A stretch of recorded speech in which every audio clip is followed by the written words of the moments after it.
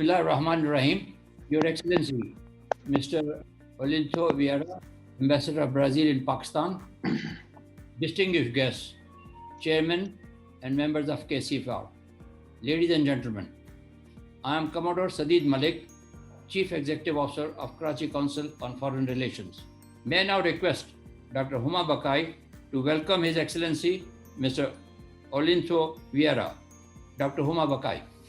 As always, it is a pleasure to welcome an luminary like you to the Forum of Karachi Council for Foreign Relations.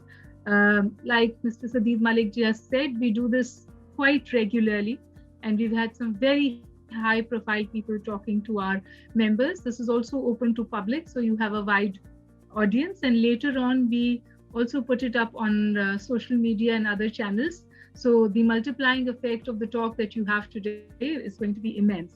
Excellency Mr. Olyntho Vieira, Ambassador of Brazil to Pakistan, it is both an honor and a pleasure to welcome you. So Excellency, it's over to you, and then this will be followed by a Q&A session. We'd like to keep our sessions interactive. So Excellency, the floor is yours. Thank you so much for your words. It's indeed quite, you have very interesting and quite important questions. You know a lot about our relationship, and this makes me more comfortable, and at the same time, it gives a larger responsibility, let's say. Today, I would like to share with you some thoughts about the past, present, and the future relations of our two countries. Although Brazil and Pakistan enjoy good relations, I dare to say that each country is most unknown to the other, not only to the public, but also to specialized audiences such as business people and even academics. To start with, I would recall that it's a sort of, I would say, almost a trivia. You know that from Brasilia to Islamabad, we have about 14,000 kilometers in a straight line. To travel from one capital to another, we take about 30 hours door to door. So let's start with some data about Brazil.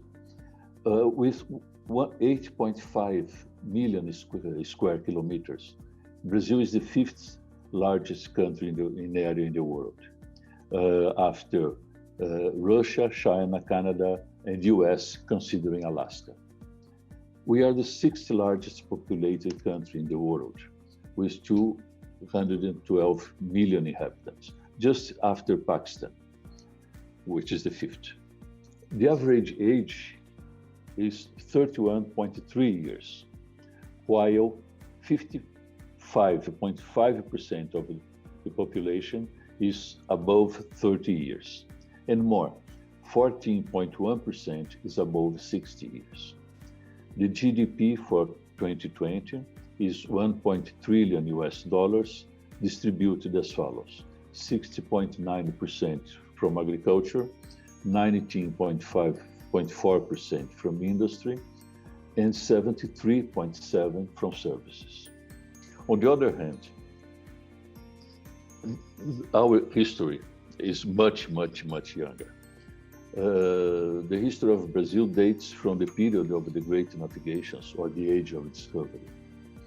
The Strait of Tordesilhas, signed in 1494 between the Portuguese Empire and the Spanish Empire, the Crown of Castile, divided the newly discovered lands outside Europe between both reigns along a meridian about 1,200 nautical miles west of Cape Verde Island. The lands to the east would belong to Portugal and the west to Spain. In 1500, the Portuguese navigators arrived at Brazil and took possession of the land on behalf of the King of Portugal. Compared to what Brazil is today, it was a tiny territory. During the next 2 centuries, Brazilians in search of gold and precious metals and stones conquered a territory which is about twice as large and giving the country a shape which is closer to what we are nowadays. I used to say that we do not export agricultural commodities. We export technology. This is why I would stimulate Pakistani research institutions and other interested parties to try to find how we could work together. Pakistan is an important producer of food who can certainly benefit from technologies that are more efficient. And at the end, I would thank the Karachi Council for the opportunity and reaffirm that the Brazilian Embassy is open to any opportunities that can tighten even more the links between our two countries. Thank you so much.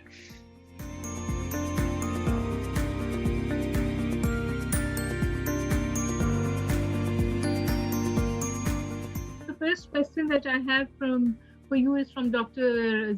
Aziz. He's our board member. And he says that he's a huge fan of Brazilian football team, supports them. And you know that in a small corner in Karachi, Liari, we have some very potentially good football players. So his question is that can there be collaboration between mentoring for our football players from Brazil? Is that an option, especially because your pianists have come and played in Pakistan and we still talk about them? Even today, then you all know that football and big business go together. I'm old enough to say that I'm nostalgic about the romantic years of football.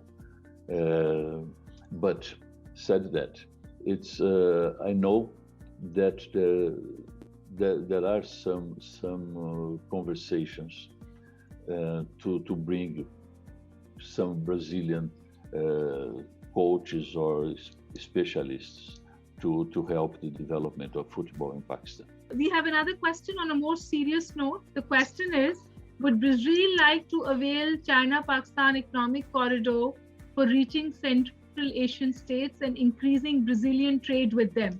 And what I perhaps would want to add to this is that investment in the industrial zones in Pakistan established by China are now open.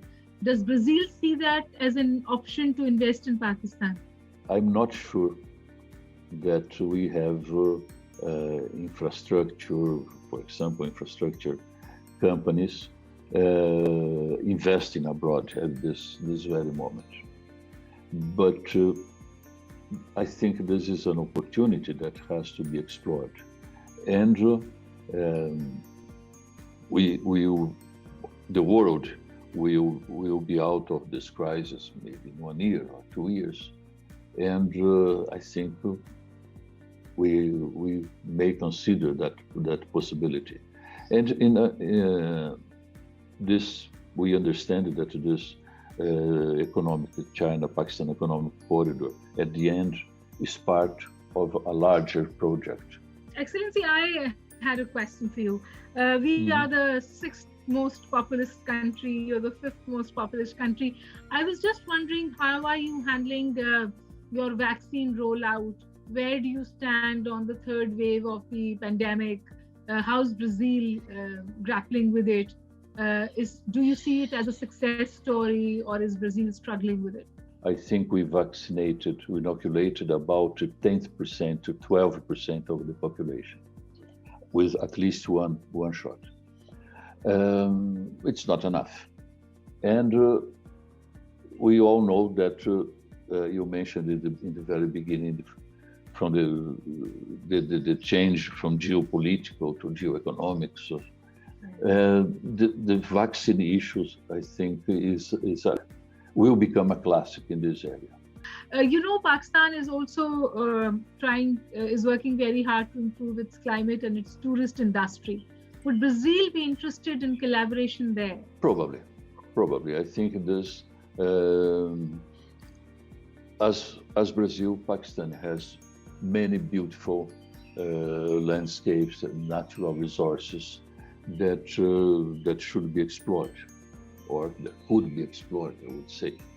So I think it's an interesting field. We have some technology that we can put at your disposal. It's an interesting area to work together, definitely. It was an interesting session, and thank you for replying to all our questions also. May I now request our chairman for his concluding remarks. Excellency, it's been wonderful listening to you. And of course, I'm much far better educated because of all the information that you've given. But let me tell you something that Dr. Huma Baqai raised, which is very important to both the countries, and people do not realize it. One of the distances of your soybean exports to China, you export actually about 83 million. You actually export about 83 million tons, and China is your biggest importer of soybean. Now, one of the major problems of China has been getting that soybean to southwest China, and actually some parts of Central Asia like Uzbekistan, etc., also Mongolia, etc., which also depend a lot on this. Now, the shortest distance to southwest China and Central Asia, both by sea and on by road, is from Brazil to ports of Brazil to Gwadar, and from Gwadar on to through the China-Pakistan Economic Corridor. And what we talk now about, which is more important, is the north-south corridor, which is now linking up Central Asia or Eurasia to Gwadar, which we would like to call the Eurasia corridor. And actually, if you think about it, look at the sea distance to Gwadar from Brazilian ports. Look at the land distance from Gwadar to southwest China and Central Asia. So this becomes, in fact, a very, very important corridor. We were just calculating quickly, and I think it cuts down both in terms of cost and in terms of timing.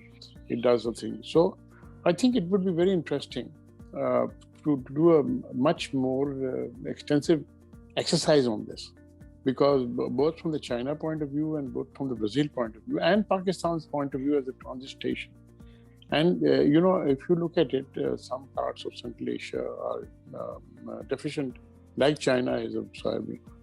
And of course, some of it comes from Europe. And even from Europe, it comes via the long route. So with the road rail corridors that are coming into existence, this would be a great thing. I also note the other points that you have raised. And we would like to have further interaction with you, both, so that the business community comes to know more of the potential that Brazil, as such a big country, provides to Pakistan. And you're very right, it is a long distance to go to and takes time. But the opportunities are there. And the challenges, which are there, are sort of dwarfed by the opportunities that can happen. So thank you very much, Excellency. Very kind of you to have participated with us. And we look forward to further interaction with you in the future. Thank you, Excellency.